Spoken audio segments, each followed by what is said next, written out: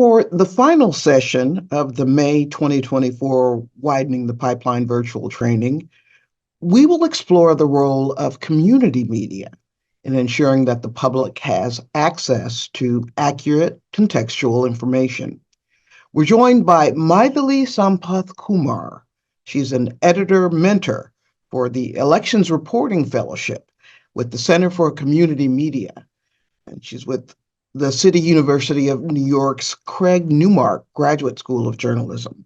She'll share details of the project that's analyzing elections through the lens of the day-to-day lives of communities of color and immigrant voters, people who are often sidelined in mainstream media. Mythili's colleague Jehangir Khattak is also with us today. He's the Director of Communications with the Center for Community Media, and he helps to manage outreach to New York City's community media. You can read more about both Mythili and Jehangir's backgrounds on our website at nationalpress.org. Thank you both for joining us. Mythili, I know you've prepared a presentation and you're going to be sharing the stage with Jehangir, so I'll let you take it away. Thank you so much for having us. And I think the slides are going to come up at some point. Just to give you a little preview, Jehangir and I are going to tag team this presentation about community media, what it is, and the Center for Community Media, where we both work, and where Jehangir is the Director of Communications. So I think, Jehangir, do you want to start? And then I'll jump in a little bit later. Yes, thank you so much, Mythili. Thank you so much, Rachel. And thank you, everyone. My apologies for my bad voice, but I have some issues with my throat. I really appreciate you inviting us to today's this workshop. Before Mythili goes into the details of what we do and what's going like in terms of this media sector, let me say a few words about what community media is, how we at the center define it. To us, a community media is the media that covers communities of color, minorities, immigrants, and different local, hyperlocal, and geographic regions. We have identified community media in two areas. One is community media, which we define as media which covers geographic regions, neighborhoods, hyperlocal media, and the media that may cover different people of color. And then ethnic media, which covers mostly the immigrant communities, minority communities. All these communities generally, we believe, are underserved, and they owe their existence because of the support that these media outlets get from their own communities, whether it's a neighborhood or any group of people. They get full support from them, and these groups and these communities support and sustain this media. So much of this media sector is both a combination of non-profit and for-profit newsrooms. The ethnic media is the same, just like the community media. A growing number of newsrooms are also going non-profit because of the overall media environment that we are living in. And different media ecosystems are going through some difficult times. So people are finding new ways to add more revenue streams to stay afloat and to produce good journalism. This media exists in multiple forms, and it depends on the communities as well. For example, like it is both in digital, broadcast, and print. Print is still pretty, like this media is still pretty print-centric, but a growing number of publications are online, pretty much all. I think there are very, very few which may not be online and print only. But generally, if there's a publication which has a print edition, it will have an online edition as well, especially after the COVID. When the COVID started, many newspapers in our ecosystem, they were not digital, they were not online. And then they realized that now that they don't have, or they have fewer places to distribute their newspapers, so they went and started their digital editions as well. Then there is a significant portion of it is in radio as well. So this is like a overall landscape. It's very uneven. We have publications which are very large, which are daily newspapers like Singtao, World Journal, Al Diario La Prensa. These are big newspapers which have daily circulation of thousands of print copies, besides robust traffic to their online publications. Um, but these publications are not mainstream. Like you cannot, like not to be there. They should not be conflated with the uh, public media like NPR or PBS or any other such outlets. We have plenty of examples here in New York City, where we are based, as well as all over the world, country, where this media exists in multiple forms, multiple languages, and multiple formats. Like in New York City, if I were to give you examples, there are so many. Amsterdam News, which is one of the oldest English language newspaper that covers the Black community. Singtao, I mentioned earlier, it covers the Chinese community. World Journal, another big Chinese community newspaper. Al Diario La Prensa, another big newspaper which covers the Latino community. Khaso Khas, which is a very small newspaper which covers the Nepalese community.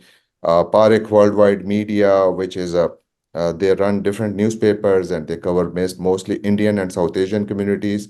So, and then we have, like, you name a community and you will generally find some sort of media representation.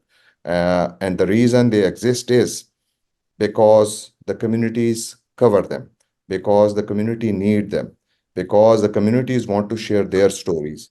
And not all the media, especially the mainstream media, everybody have their own bandwidth issues.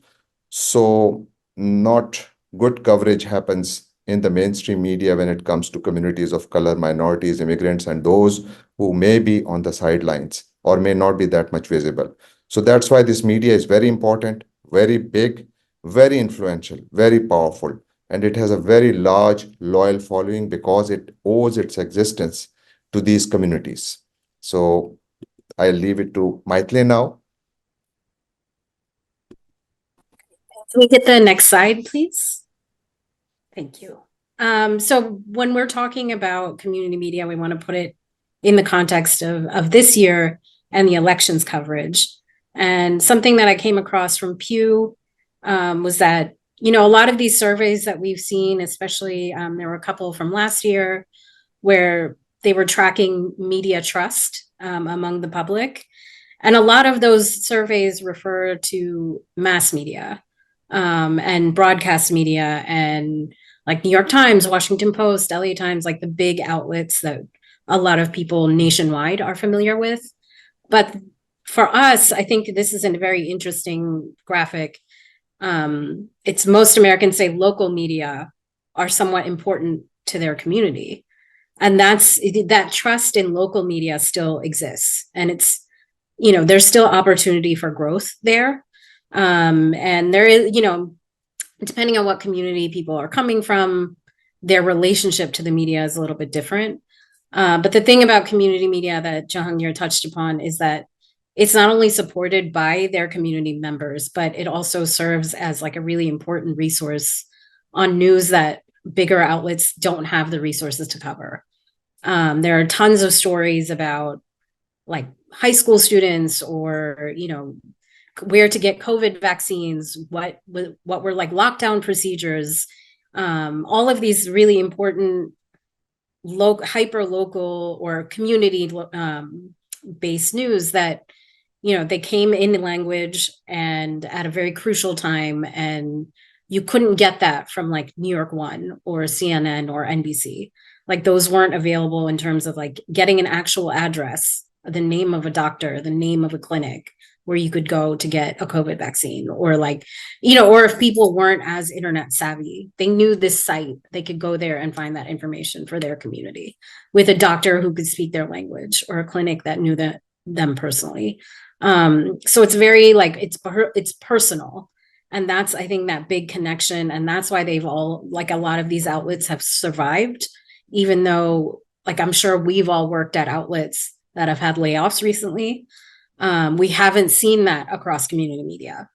They have funding problems for sure, and there is a resource issue, but they haven't had these layoffs in the way, and closures in the way that larger media outlets have. And part of it is because they are already understaffed. So, laying people off would involve closing, and that's not an option for a lot of them, because they are, especially when we talk about news deserts, we may be referring to news deserts in terms of mass media, but there is community media in these places also. After the LA Times laid off a lot of their Asian community and Latino community desk reporters, there's still a robust community media scene in LA that's covering the Asian and Latin communities. These are not huge outlets, but they are, based in different parts of the city in these very predominantly Latino or Asian neighborhoods. So it's not a total news desert for these communities. They're just not getting the coverage or the resources from the LA Times. But those resources, those news sites still exist, and there's still a place to go to get that information. So I think that's important when we're talking in the context of elections coverage, especially. Can we get the next slide, please? So yeah, we're just a little bit more about their reach and the community angle.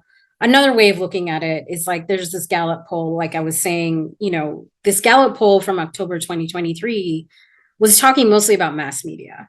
But what I found interesting, and I don't know if many of you have covered cities or like local government beats, you find that the political divides between both parties, or three parties in some cases, get blurred the smaller the government gets and the more local the government serves. Mayors are often, if you talk to mayors a lot, you'll notice that they aren't cleanly divided along party lines, especially not in election years. And so that is something very unique to local government, but I think that the community media also reflects that. There isn't like a partisan divide in terms of trust in media when it comes to hyperlocal community media outlets. And that's why I think that's like a very key factor as to why they're so important in elections coverage, because they have an avenue for trust, and they have an avenue for information that mass media doesn't. We see a lot of people writing off bigger broadcast outlets like MSNBC, CNN, whatever. They don't do that in the same way to, like, the City in New York, or the Gothamist, or WNYC, or like these places that are very city-based papers or radio outlets. Or in language also, like in language services are very unique in terms of their political outlook, in terms of the issues they talk about also. We're not going to see like a New York City ballot initiative covered in the New York Times Metro paper generally. They may cover it closer to the election, but it may not be specifically addressing issues that people in like this one part of the Bronx are going to be especially affected by. But an outlet like Norwood News, which is in the northeast part of the Bronx, they would cover it because it's important to their neighbors. And it's affecting like whatever it is, their garbage collection, their ability to recycle, their zoning laws in terms of like opening a business or buying a residential property. So that's where community media really has an impact in elections at the city and state level. And they are holding political officials, elected officials, and candidates accountable in a different way than I think bigger outlets do. We've all covered the horse race parts of elections that we have to for clicks and for, national outlets, because it has that mass appeal. And people do need that information to some extent. But for community media, they have an opportunity to circumvent that. They aren't going for that specifically. What they can do is write about what, like a ballot initiative, or like what people think at a diner in their neighborhood, or like a community board meeting, what like school officials are saying about elected, what, who's running for office that year, like these things, and about how the city is spending their money in their neighborhood, not just citywide. So I think, we have a couple of stories that I'm going to go through later that might be of interest, but that's kind of where community media sits in terms of elections coverage. It's not horse race stuff. It's not broad strokes. It's very specific, very personal. And I think that's their appeal also. It's a strength for them in terms of like how they relate to readers and viewers and listeners in a way that, we don't really have access to at larger outlets. And if we can get the next slide. Yeah, so this is just kind of what I was talking about before. They have a very different, these community media journalists just have a very different perspective on how they're covering elections. And part of what we're doing with our fellowship that we'll talk about is training them on how to write about politics from their vision, their lens, and not just what they're seeing and reflecting what they're seeing in national media.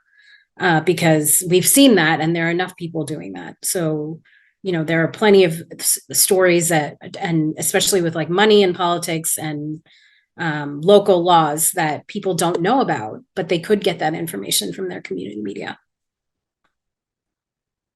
So we can get the next slide. Thank you. And I think Jehangir is going to talk about what we do here at the Center for Community Media.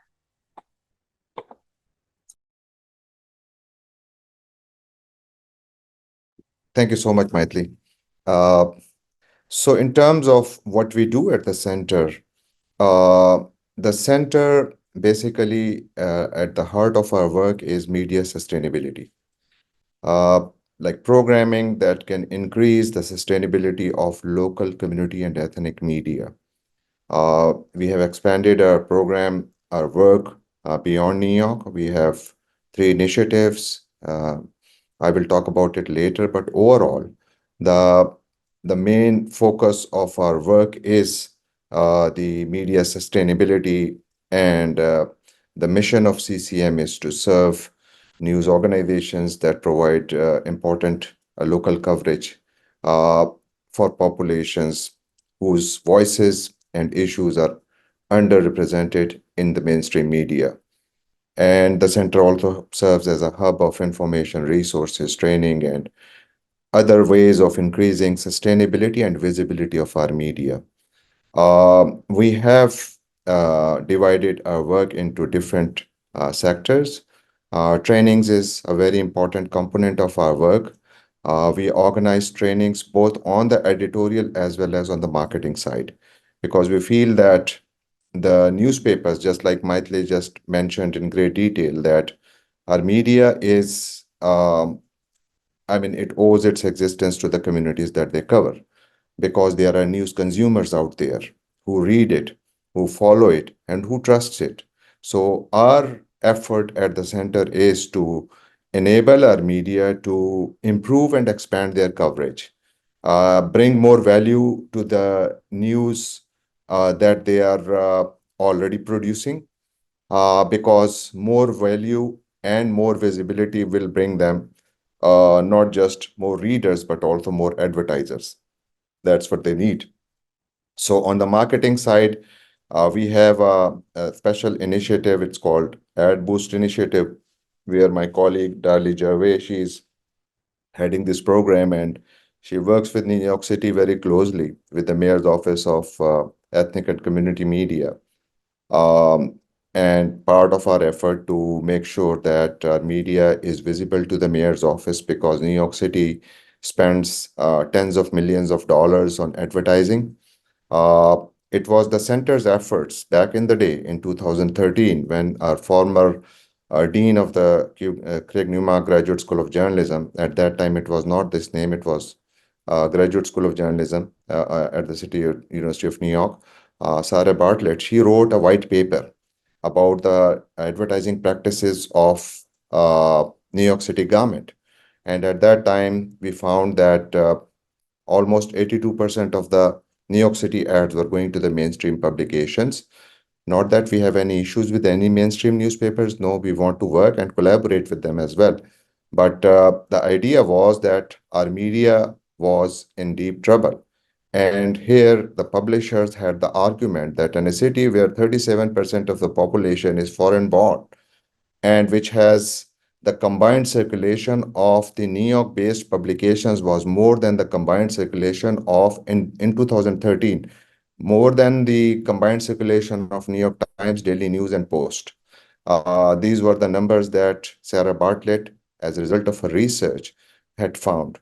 And after that, it created a lot of debate around that. And, we brought in the mayoral candidates at that time because New York City was holding the mayoral elections that year.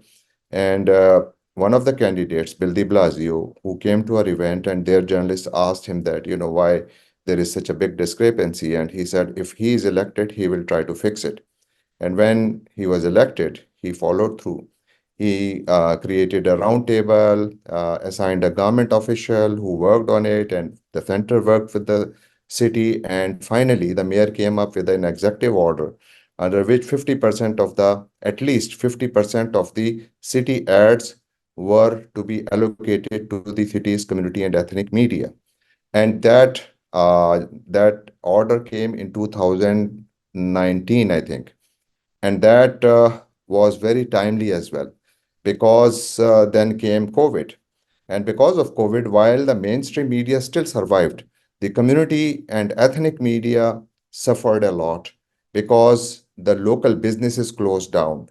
And these media outlets used to get the ads from the local businesses. So those closed down. The places where they used to distribute ads, they usually distribute ads at, not ads, their newspapers at the like cafeterias, restaurants, grocery stores. Much of the business was closed, so they didn't have enough place to, distribute their newspapers.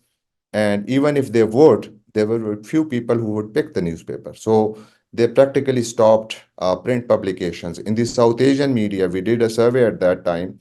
More than 36 publications here ceased their print publication during the COVID. They went online, and that is when the New York City, trusting this media, heavily advertised it in terms of messaging around COVID. So that was very important. So that's one of the areas that we have worked on for years, and that work continues. On the editorial side, we organize trainings off and on. The program that right now we are running about the election reporting mentorship. We call it mentorship because of our own some legal limitations at our end. So we call it mentorship. So our Mythili is the serving as the editor. She's mentoring 16 journalists, and she will tell you a bit more about them. And the idea is to help our media. I mean, they have been covering elections for years, and they are journalists. They know how to do it. But what we are trying to do is give them more editorial support to enable them to produce high impact journalism. Why high impact journalism? Because the readers trust this media, and we want that it should create political stakes for the communities which are on the sidelines. It increases civic engagement. So that's what the idea is. And that's what Mythili just mentioned as well. So we are working on that. And then we have special initiatives for Black Media Initiative, then Asian Media Initiative, and Latino Media Initiative, where we have more customized programming for the journalists who are working in these specific publications which are serving those communities. And then we also have a weekly newsletter that Mythili is our editor for that. She produces an amazing newsletter. If you have not uh, signed up for it, I would say subscribe to it because you will get a lot of insights every week. And that's also really a very powerful tool. And also we do research. My colleague who also heads the Asian Media Initiative, Kavita Rajagopalan, she is about to release a report as well about Asian media in the coming days. So we do a lot of research work as well. The idea is to highlight this media and also to document this media through the directory. We have different directories. We have Asian media directory, Black media directory, Latino media is covered in our overall media directory. And also we have a Latino media directory. And for New York City, we have a separate directory. The reason we have all these directories is to increase the visibility of this media sector because we feel that it is important that the work that this media sector is doing, it should be visible as well, both in terms of the journalism that it is producing, as well as for any possible advertising opportunities, because this media, like any other media, is struggling. It has very limited resources. Many of the publications that you see at different grocery stores or different restaurants are generally run by a very small group of people. Majority of the people who are running small newspapers here in New York City are run by 2 to 3 people or one person. And generally, one person may be wearing many hats that comes within the domain of newspaper publication business. So that's why we started this elections reporting initiative. This is not the first time that we are doing it. We did it before as well. We did it before the municipal elections in 2021. And then in 2022, state elections, where we had 30 journalists part of this program who produced reporting. And those reports were very important. And uh, Mythili will share with you the fantastic reporting that we have seen, great coverage. And that is because of this enabling programming, which is creating an environment for our journalists to come up with and learn new tools and more like make their journalism much stronger. And by holding, we train them. And Mythili is like taking extra time. I know she's working hard on it, and we have really this program has generated fantastic news. Mythili, you want to go over the reporting mentorship rest of it, or would you like me to go over? Sure. Okay. Just to give you an overview of this year's cohort, there's 16 professional journalists. Many of them have decades of experience in community media, and often are called on to be freelance reporters for national media because they have such specific expertise in their community or their geographic area. They represent all manner of communities all over New York, Caribbean, Latino, Arab, Irish, Indian, Chinese, Black, other communities in the metro area. And their stories are published in a variety of languages. I'm their editor, so I only edit in English. And then I work with their in-house editors, getting their style guide, learning more about their publication and their audience. And so for me as an editor, it's been a really interesting and rewarding challenge to work with like these very different outlets who have very different audiences than what I was used to when I was a reporter for national news outlets or international news outlets. And you really have to edit towards their audience, because what works for me or as a reader would not necessarily work for a reader of like the Haitian newspaper in Queens. It's just a very different community. What they care about is different. What they're coming to that outlet for is very specific.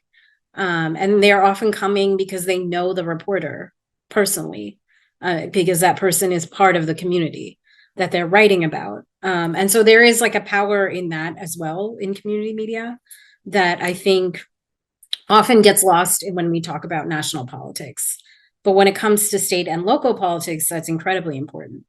Like who's writing that story becomes a huge factor, I think. So over the course of this mentorship, they're going to produce 3 different stories each and carry on after the mentorship officially ends into covering the rest of the election. We also do training and editorial sessions. We had one on covering elections in general for the reporters that are new to covering politics and they're entering this fellowship to shore up their skills, but also covering, this very specific issues that New York City faces in terms of elections coverage and, who's running for office and what office they're running in and, the statewide offices and stuff too. And we also have trainings on like AI and visualizations, how to get political ads into your news outlet, and the ethics of that involved. Because there's such small newsrooms, we do want to cover the ethics of having a political ad so they don't, and especially depending on the community they're coming from and the environment, the media relationship they're coming from. We do want to cover the ethics of, you're not beholden to a political official or a candidate just because they want to place an ad in your news outlet. You're still a journalist and you still get to write what your community wants to hear about. And so that's it's been a really interesting training session that we've had for them. And, this kind of also exposes these reporters and editors to different types of political coverage that they may not have done before. We're going to have another training on campaign finance coming up as well, and money in local politics and how they can write about it without compromising their relationships with the elected officials who serve those populations in city council or on community boards, because those relationships are very crucial to community media, but it's like a line they have to walk between keeping those people accountable and maintaining that relationship for their community as well. So it's like there are a lot of factors that play in covering elections when you're in this type of media situation, which I think, is very unique to them in a lot of respects. So I just wanted to go over, we have some examples of the journalism that have been produced. If we can get to the next slide, please. So yeah, these are just a sampling of the stories that have come out so far. So for City Limits, which is a New York-based outlet, Mary Cunningham is one of our fellows, and I'll put the links for these stories in the chat as I'm talking about them. And she covered basically what New York State's version of the Equal Rights Amendment is, which, even though I've been following political news, I was not fully aware of. I wasn't fully aware that this was on the ballot in New York. And so it was really interesting for me to read the story and edit it. But yeah, basically it's, what New York State is going to put on the ballot as far as like that amendment is concerned. They're going to try to include reproductive rights in this discussion. And this brings up a whole host of issues statewide, but particularly in New York City, like who's voting, how, and part of the story is about how ballot initiatives are worded on local ballots. They're often very influenced by lobbying, just like any piece of legislation, but we don't always see it because it's not always official lobbying. Like they're not registered lobbyists like they are on Capitol Hill often. But it's very interesting to see how these ballot initiatives are worded and how community media plays a very specific role in translating it, not just from English to another language, but from, political language into a language that their community will understand and relate to. And I think Mary did a great job with that. And part of my job is to help them translate that, figuring out who their audience actually is and how they're talking about it. Ramel Ojeda works for Documented, which is an outlet that covers immigration in New York. And what community media also does is a lot of service journalism. And so I thought this piece was a really great example of that. He basically is writing to immigrants who have just become naturalized, and this is their first election that they get to vote in, or first, non-local election, their first national one that involves presidential candidates as well, and how they can vote. It's like the logistics of how they can vote, but also the meaning of it. And, they don't have to follow a formula as far as like party lines are concerned. And Documented is also going to have an event related to this piece in terms of voter registration and, just voter education in general, which I think is a great thing that community media outlets do, is that they pair stories with events and do community outreach also because they have a small enough shop that they can do that very easily. And that's part of their appeal as well at the local level, is that they are able to do this very personal outreach. And another one is Alec Meeker from Bushwick Daily. He's the publisher there, and he's also one of our fellows. And he is talking about redistricting, which is a big topic in New York. And, he's talking about his specific part of Brooklyn, which is called Bushwick, in case any of you aren't familiar. It's talking, he not only talks to an elected official and a candidate, but he also talks to experts who have watched the redistricting happen and were consulting on the redistricting and the impact of the redistricting in places that are predominantly Black, predominantly Latino, and are now becoming more white because of gentrification, becoming more a higher income because of gentrification, what the impact of that is on redistricting and gerrymandering, and like why that only happened, because these are all happening every 10 years based on the census. And so, it's a very interesting series that he's going to do. He also had the opportunity to do some custom maps, which are hyper local and something you're just not going to find in a larger news outlet. And it's a really interesting take on how to cover this kind of topic for an audience that maybe is like generally aware that their district was redrawn, but may not be like fully aware of the consequences of it and what that means in terms of like who they get to vote for, what they're voting for in terms of ballot initiatives, because those are not always citywide. And, it's just he's going to do a series of stories on this, which I think is great, and follow it through the whole election season. This next story, I really love. It's basically Reporto Hispano is Jerry is our fellow. He writes in Spanish. I edited the piece in English, but it's basically a take on like the diner story, broadcast stories we see all the time. Like, reporters will jump into Iowa and go to some diner in Des Moines or Dubuque or wherever and talk to people who are like eating at this diner.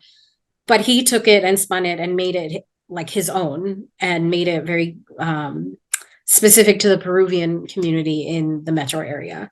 And so he goes to all these places that serve chifa, which is the Peruvian dish, and talks to people about like when they became naturalized, what their immigration story is, and how that's impacting their voting. And I think that is also like a really very powerful story that community media can tell that most others can't do with the same specificity or nuance, because they are people from that community.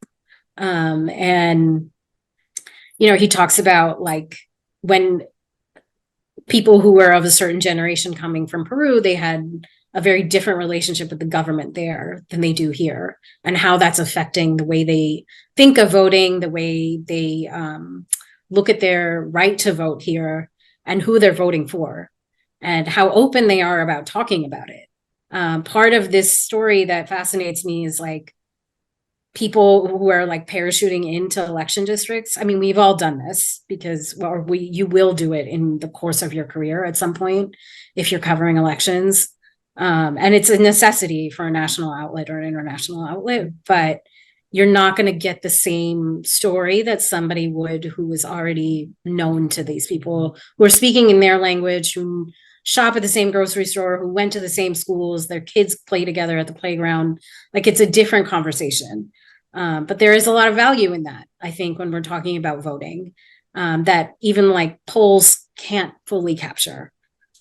So yeah, I think those are, my process with that, with all of these reporters was we have editorial meetings just like I would in any newsroom. We walk through their pitches. I edit their drafts, and then I talk to their in-house editors as well to get a feel for what they're trying to publish. And then we work together and produce these stories.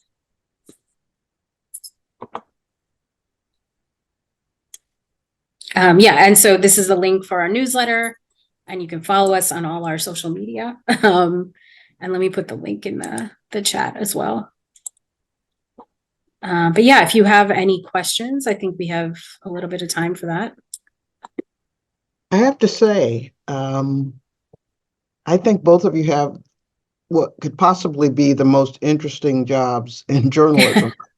Yeah. I'm quite impressed. And before I open it up to the journalists, I had a quick question based on our prior two sessions today, which focused on using online tools to search and find information, but also on identifying misinformation and disinformation. So I'm just wondering, particularly Jehangir, as you do your outreach to community media organizations in the area, what are they saying about whether or not they are equipped to try to be a frontline resource for communities to help them understand what's going on in those areas? That's very true, and that's the biggest fear as well. Because one reason is that this media is very small generally. Majority of the media outlets are very small. They have very limited resources. So they could be the biggest victims of or vehicles of mis and disinformation. And that's the reason that we have started doing trainings on the AI part as well. And we have done in the past trainings on research methods, how to find accurate information. The mentorship that Mythili is doing right now, she is, I know, and she can explain it more, that uh, she is seeing it firsthand, not for the first time, certainly, but in this case, in this program as well, where we will have, and we do have, uh, reporters who had very, very powerful pitches. And we picked these reporters because of their story ideas. Because we know they are journalists, so we don't want their degrees or anything. What we want is their profile and their ability to write and their ideas that they want to cover, the subjects. And that's why we picked them. So yes, it is a very big problem. And different communities have different vulnerabilities.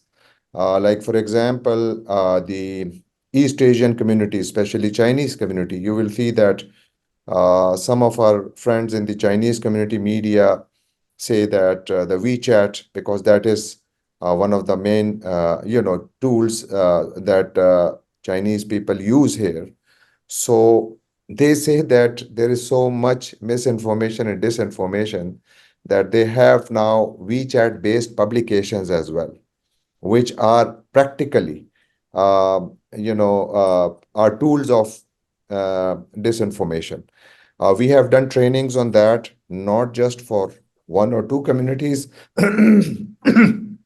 Rather, we did trainings before important events as well. For example, the census. Every time there is a census, we have tried to do trainings, because that's where also there's a lot of misinformation and disinformation is at work, where the response rate goes down in certain communities, where the people have these, wrong notions about the whole exercise. And that's where the media comes into play. And so we are doing that. Now we are focusing on AI as well.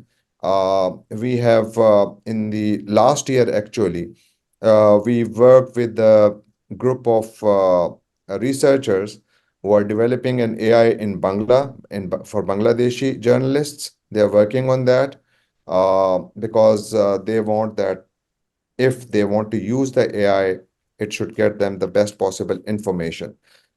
This week, we are hosting, in fact, this Thursday, coming Thursday, we are hosting a training on AI visuals, how to like demystifying the AI visuals.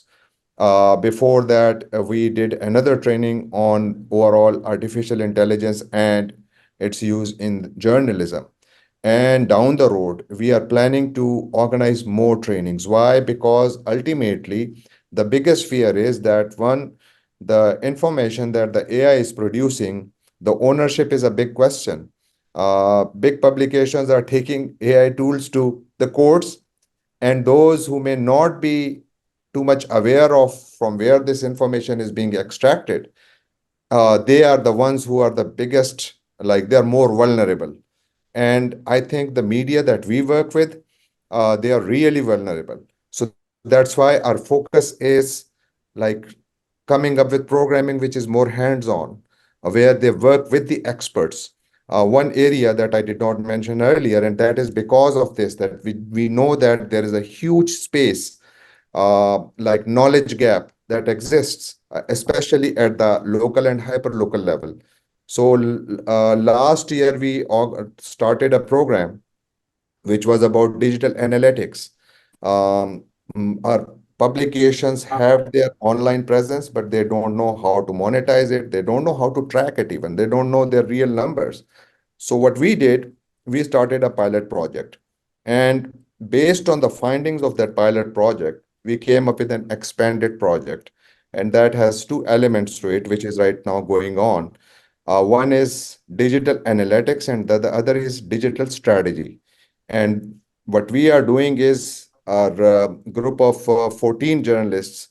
Before that, I think we had in all 14 journalists, they are going through a process. So they are working with one expert who goes through their digital analytics, see if they're set up, and they should be able to track them, trace them, and see what are the numbers and how they should improve it. And then comes the strategy, because when you know your numbers, only then you can strategize to improve them. And then comes the strategy part. So those journalists are right now going through that. Why so much like hand holding, I would call it? Because we are living in a very in a media environment which is constantly changing. It's not something new. It has happened over the years. But now with the start of these new innovations and new tools, vulnerabilities of smaller publications, especially those publications which are not aware of what's happening, or they may not be aware enough, or they may not have enough tools in their own like arsenal to use them to make sure that they don't become a vehicle of disinformation. Now, why I say that?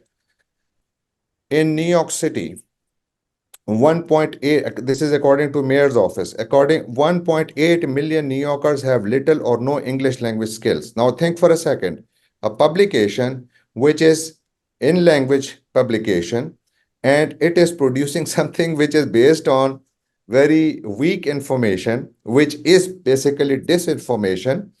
um, it can misguide people. Why? Because the end user doesn't know English. So the end Yeah. user has very few avenues where he or she can update and be aware of it. So that's why the work we are doing and the trainings that we organize and the work that Mythili is doing, all these elements are added up. So yes, misinformation and disinformation is critical, and we have been really focusing on it.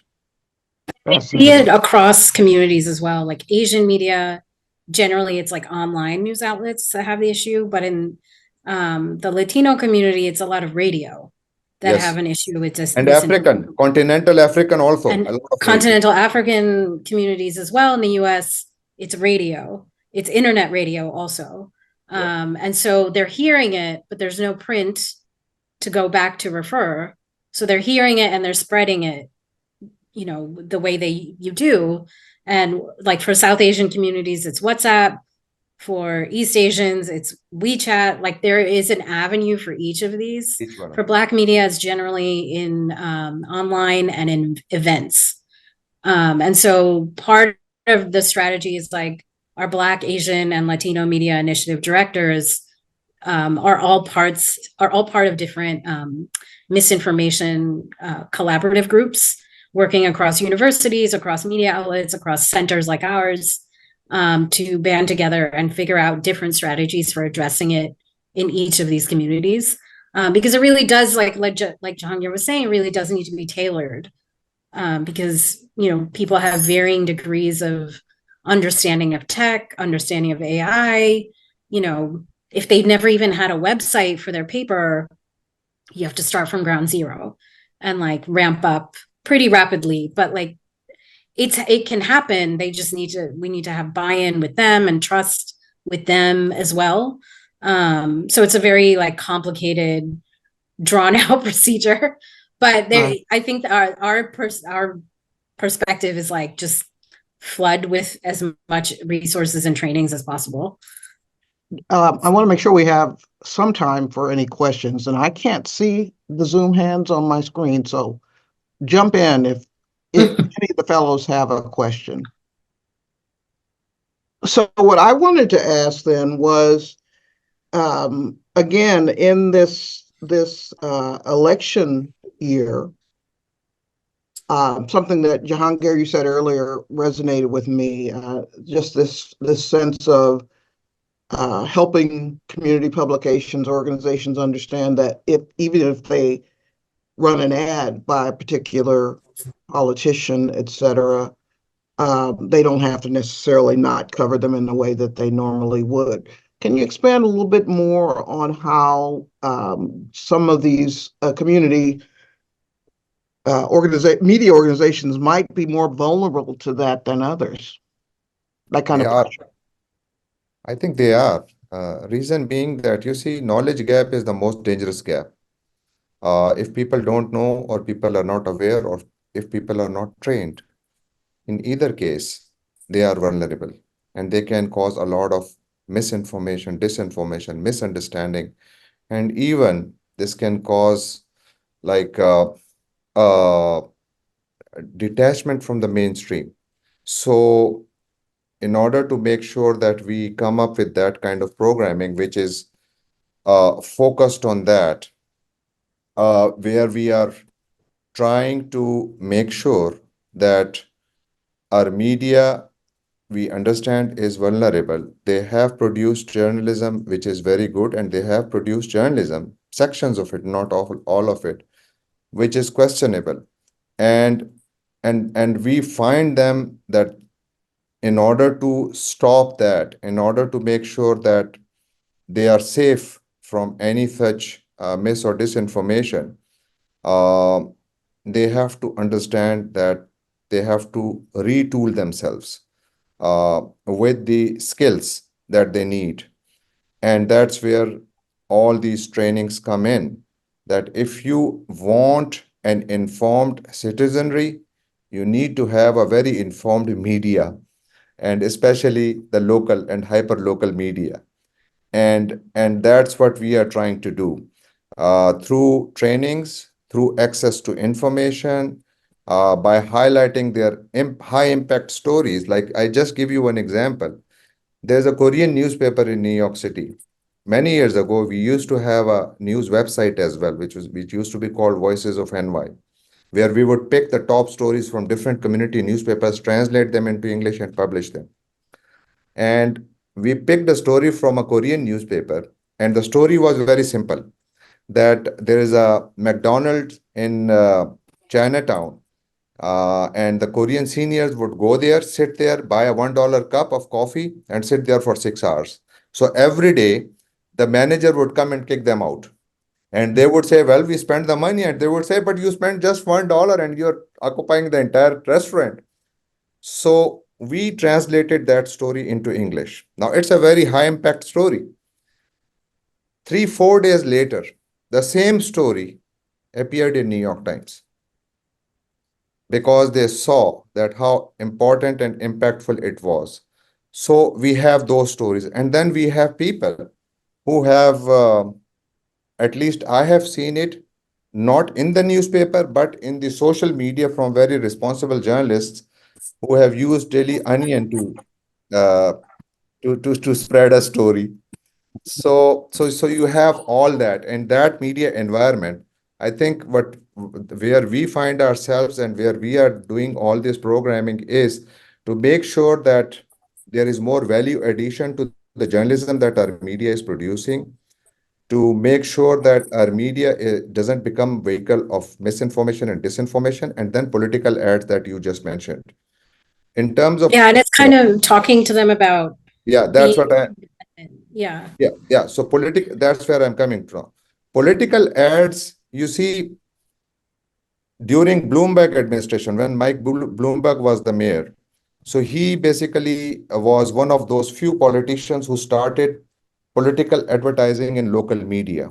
And he was the one who also got a lot of endorsements from the local media as well.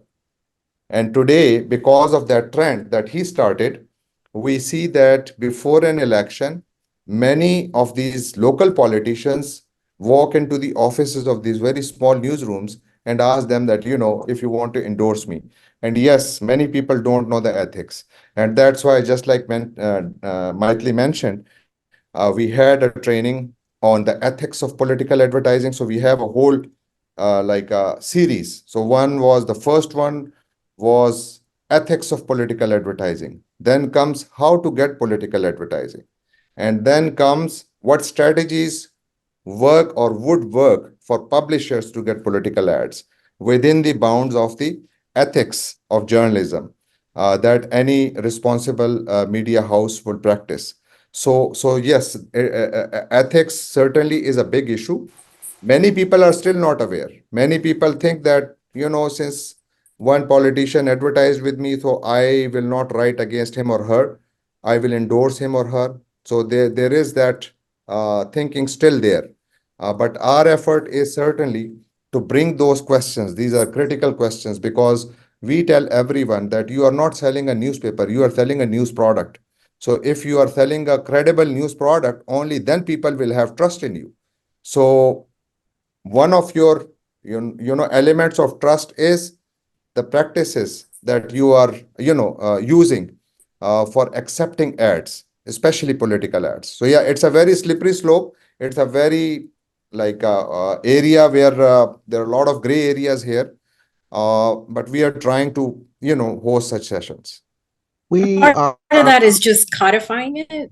So in New York City, like Jehangir was mentioning, they have to spend 50% of their city agency advertising money on community media. So, yes, the government is investing in you, but it's the law. So you don't actually have to praise them for whatever they're Mobilize doing. them. Yeah, So we once it's are, codified, it's a lot easier for them to hold the government accountable as they should. we are absolutely. unfortunately near the end of our time together, and this has been such an important conversation. But I did want to give Mythili the last word in that I think there's something that each of the journalists can take back to their own newsrooms in their cities from this conversation. And that is, in this era of backlash against inclusion and diversity, I know that your publications, these community or media organizations, are producing content for a specific audience, which obviously in many cases is more receptive than the mainstream might be. But what message or what advice would you give, Mythili, to these fellows about the need to seek out these kinds of stories that don't often get, big play in the mainstream media? Yeah, I mean, I've been in your position when I was a reporter, and as a freelancer and as a staffer, having to fight for these stories that I really believed in, but my editors didn't really see the outlook or the importance because they weren't sure how many people would actually read it or be interested in it. My advice is fight as much as you can for those stories, especially if they're about your community, because you're coming from that community and you're going to write about it from your lens. And that is something that we don't see enough of in big outlets or small, but mostly in these larger outlets. One example is like I was trying to cover AOC's primary election back in like she won in June of 2018. I was trying to cover it in February or January. And it took me like probably 6 weeks to convince my editor to actually even let me go do this story in the Bronx because he just didn't I mean, he didn't know who she was. She's just some girl who's challenging this guy who's been in this Congress for like 25 years. It just like wasn't on his radar at all. And then it ended up being like the biggest story that year and one of our most read. But I knew because I had friends who worked on her campaign. I had friends who lived in her district. I had met her before. So it's just one of those stories that I really believed in, and like it ended up paying off for me to fight for it as much as I could. I mean, obviously we all have these newsroom challenges and we have to navigate the politics of our own newsrooms, especially being journalists of color. And, for sure, most of us were minorities. So yeah, I think it's just, there is a power in these stories, regardless of what other people might tell you. I think that people appreciate these stories a lot, and just try to fight for it as much as you can. And there are people backing you up. Even if you can't hear us or see us, we are backing you up. We know what that struggle is, so you're definitely not alone in that respect. Terrific way to end this particular conversation, in that we've talked so much in the Widening the Pipeline program about lived experience and the role of that for journalists. So this has been a marvelous conversation, and I am so eager to see the work of the Center for Community Media. So I want to take this opportunity to thank Mythili Sampathkumar and Jehangir Khattak for joining us today. Thank you both so much. Thank you. Thank you. And definitely, we do want to keep in touch and see more of the work that comes out of this, and also have you back whenever I get a chance. So thank you both so much. Yeah. Thank you. Thank you. Bye.